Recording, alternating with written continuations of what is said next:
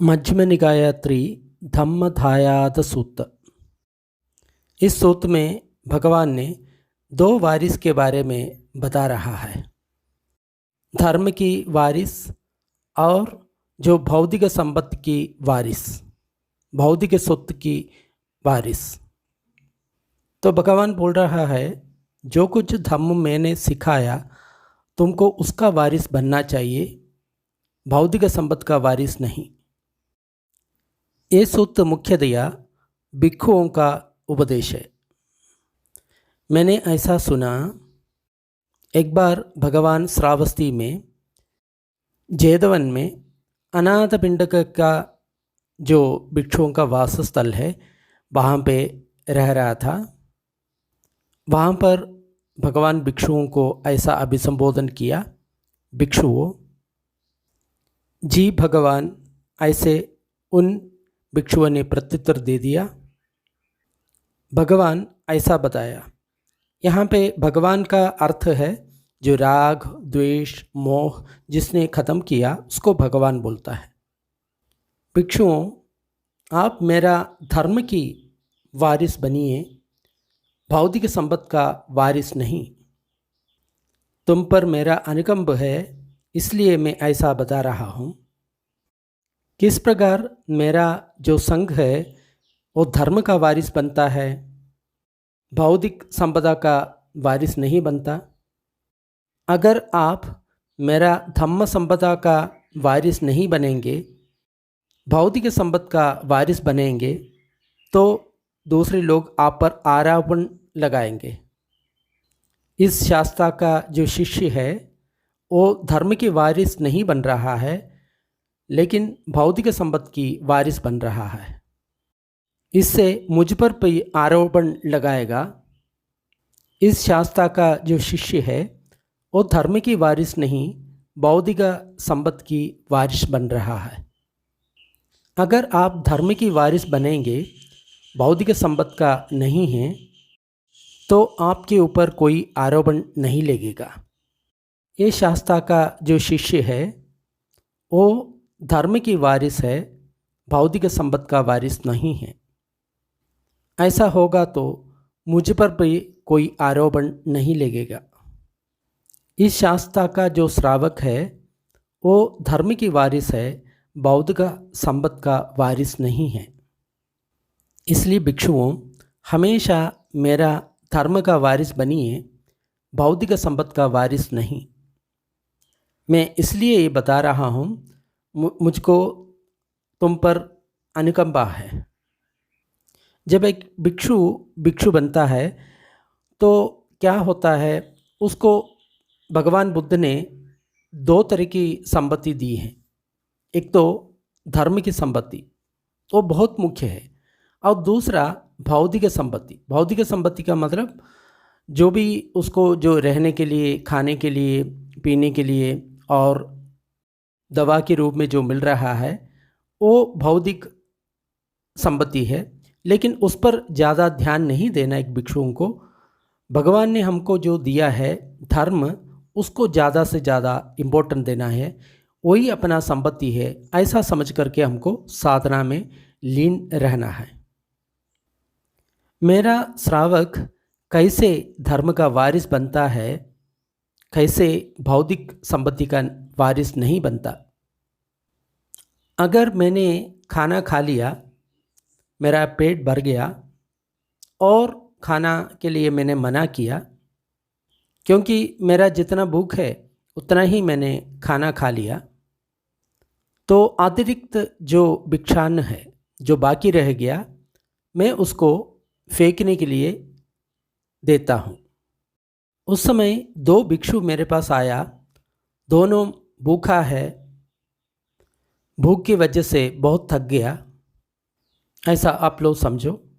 तब मैं उन लोगों को ये बताऊंगा, भिक्षुओं, मैंने पेट भर के जो भोजन है वो किया है, लेकिन थोड़ा और भिक्षान्न इसमें बाकी है, वो मुझे नहीं चाहिए, तो इसलिए मैं ये भिक्षान्न फेंकने के लिए आपके पास दे रहा हूँ। अगर आप चाहते तो इसको खा सकते हो। नहीं तो मैं इसको जहाँ पे कोई पौधा नहीं है वहाँ पे फेंक लूँगा, नहीं तो कोई पानी में कोई जीव नहीं है उसमें मैं फेंक लूँगा। तब उस दोनों भिक्षुओं में एक भिक्षु को ये विचार आया, भगवान ने भिक्षान्न खा लिया और खाना के लिए मना किया, भगवान के पास कुछ एक्स्ट्रा भोजन है वो फेंकने के लिए दिया है, अगर हमने वो नहीं खाया तो भगवान उसको फेंक देंगे।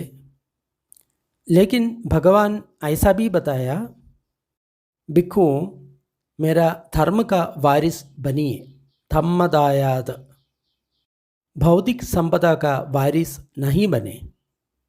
ये भिक्षान्नम भौतिक संपत्ति है, इसलिए इस भिक्षान्न को खाने के बजाय क्यों ना मैं दिन रात इस भूख को सहन कर लूँ।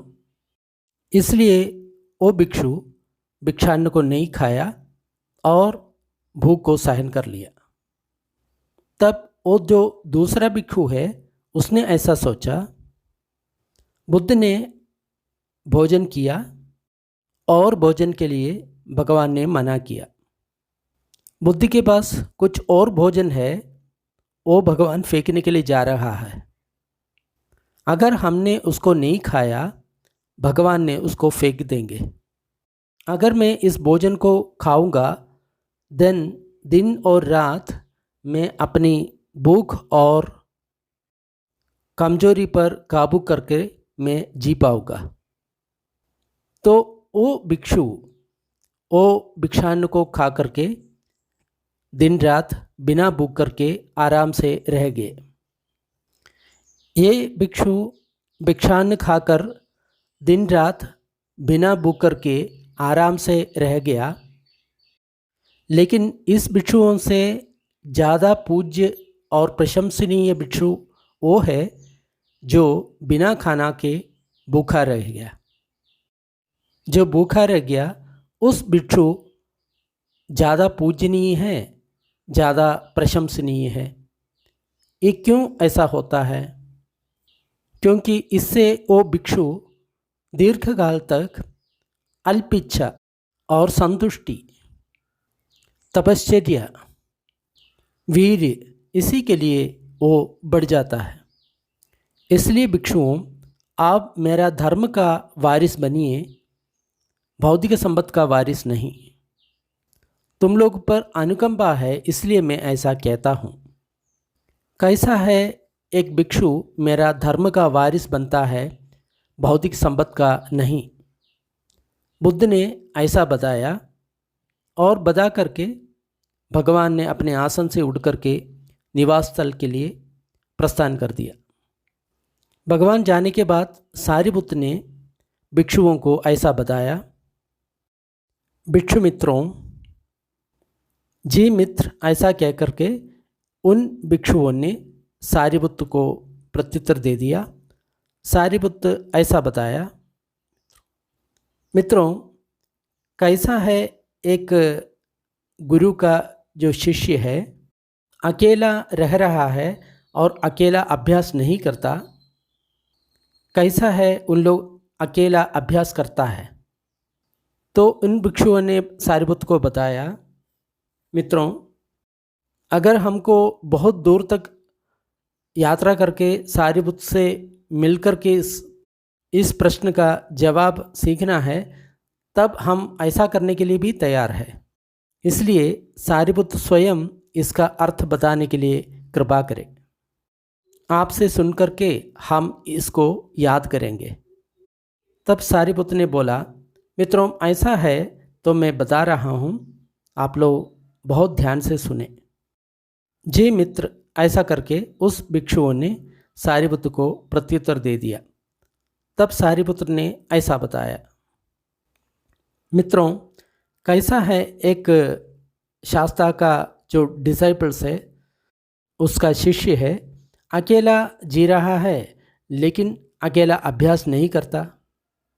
कैसा है एक शिष्य जो अकेला रह रहा है लेकिन अकेला अभ्यास नहीं करता। जो शास्त्र उन लोग को जो छोड़ने के लिए बोला है उन लोग नहीं छोड़ता। जिस धर्म को त्यागने के लिए बोलता है उस धर्म को नहीं त्यागता।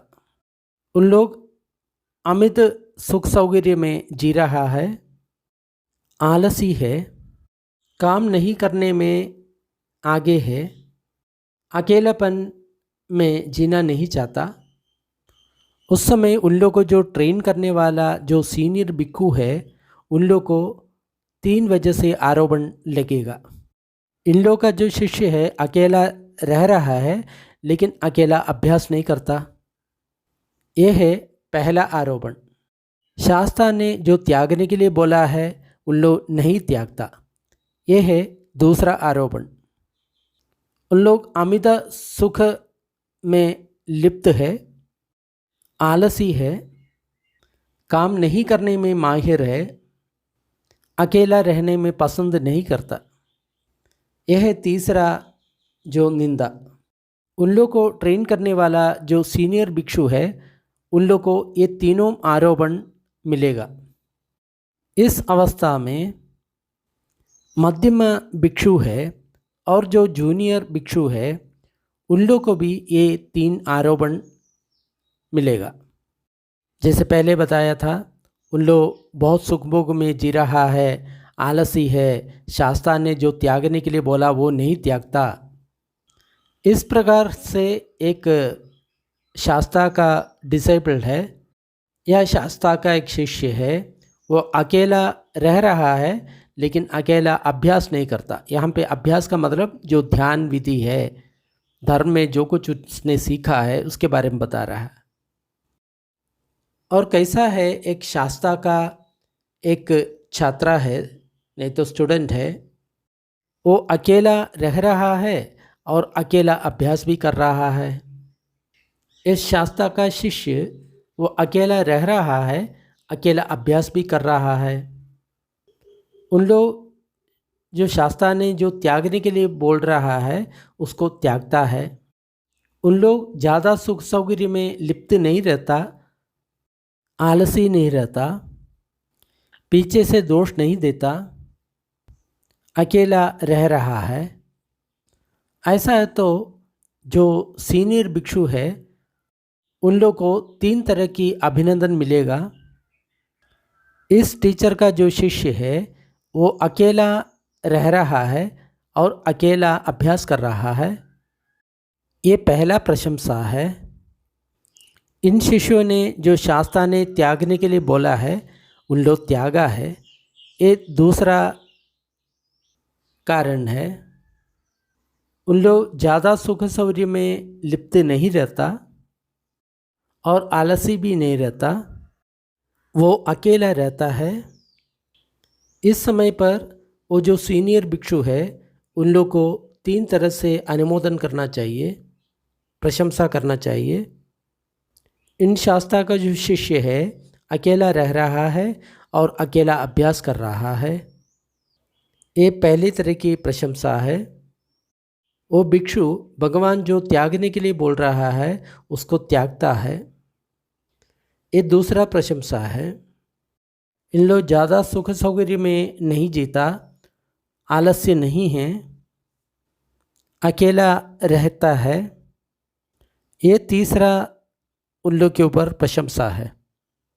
ऐसा जो सीनियर भिक्षु है उन लोग को इस 3 तरह से प्रशंसा करना चाहिए। ऐसा ही जो भी भिक्षु मिडिल पोजीशन में है और जो भी भिक्षु बहुत जूनियर है उन लोग को भी ऐसा 3 तरह की प्रशंसा मिलना चाहिए। ऐसा ही ये शास्त्र का जो शिष्य है वो अकेला जीता है और अकेला ट्रेनिंग कर लेता है। फ्रेंड्स, यहाँ पे सबसे बुरा जो चीज़ है वो द्वेष है और लोभ है। लोभ का मतलब राग आसक्ति, दोषों का मतलब द्वेष। ये दोनों अकुशल कर्म है, इसलिए पाप कर्म है। इस राग द्वेष को निकालने के लिए एक मध्यम मार्ग है।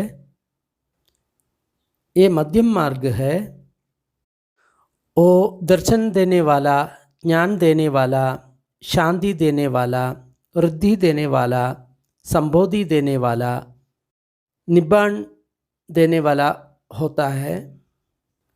वो मध्यम मार्ग क्या है? जो दर्शन, रिद्धि, संबोधम, निब्बाणम ये सब देने वाला वो मध्यम मार्ग क्या है? मध्यम मार्ग ये आर्य अष्टांगिक मार्ग है। इसका मतलब जो 8 अंग वाला आर्य अष्टांगिक मार्ग, वो कौन सा है? वो है सम्मा दिट्ठी, सम्मा संगप्पो, सम्मा वाजा, सम्मा कम्मंदो, सम्मा आजीवो, सम्मा वायामो, सम्मा सति। इसके बारे में मैं पहले ही सब कुछ बता दिया था। ये कौन सा आर्य अष्टांगिक मार्ग है। ये मध्यम मार्ग अभ्यास करने से हमको दर्शन मिलता है, ज्ञान मिलता है, शांति मिलता है, सीधा ज्ञान मिलता है, निब्बाण, संबोधि सब कुछ मिलता है। यहाँ पे जो बुरा चीज़ है वो क्रोध है और किसी के प्रति जो वैर है, दूसरों को छोटा करके बता रहा है और उन लोगों के प्रति जो शत्रुता है, ईर्ष्या है, उन लोगों के प्रति मात्सर्य है, मायावी है और उन लोग को गलत रास्ता पर लेके जाने वाला है। वो कठोर है, कठोर से व्यवहार करने वाला, मान अपमान बहुत ज़्यादा है उसमें, अहंकार और प्रमोद उसमें है। ऐसा मद और प्रमोद को नष्ट करने वाला ये मध्यम मार्ग है।